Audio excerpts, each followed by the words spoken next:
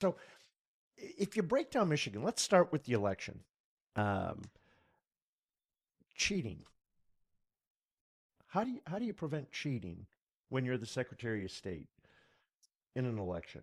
Well, I think that's multifaceted, right? So let's start with the voter rolls. They're a mess. We know Jocelyn Benson's already been sued for not keeping accurate voter rolls. So right now the issue is you have 8.4 million people on those voter rolls.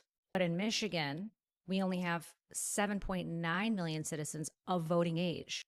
So why are these voter rolls so bloated? So when you leave a messy like this, it's chaotic, right? And it's hard to understand these voter rolls, and so makes it easier to cheat. So if we clean them up and remove ineligible voters like, dead voters, Well, how do you get non-citizens. 500,000 names on voting rolls that Well, shouldn't be there?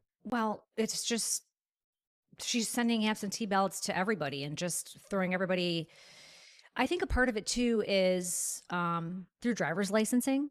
So we're getting a lot of non citizens that will come here and go to get an ID, but they're getting an ID that's similar to like a driver's license that you and I would have, except these are non citizens and you and I are a citizen. There's really virtually no way to tell it apart unless you're looking at the ID and in the section it says LT. But back to the driver's licensing, I believe what's happening, and there was some talks about this, that basically whoever's registering for a driver's license is being added to the voter rolls.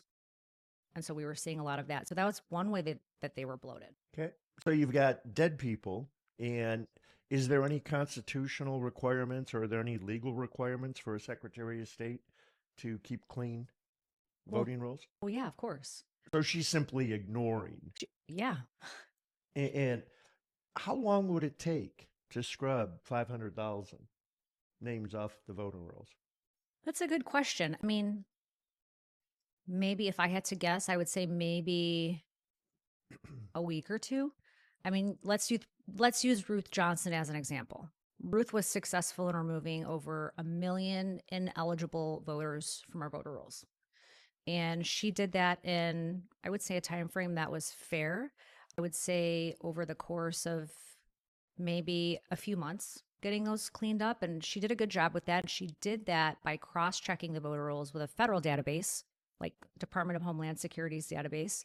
And so cross-checking, and then whenever someone was ineligible, whether it was somebody that was dead or non-citizen or whatever it was, they were removed.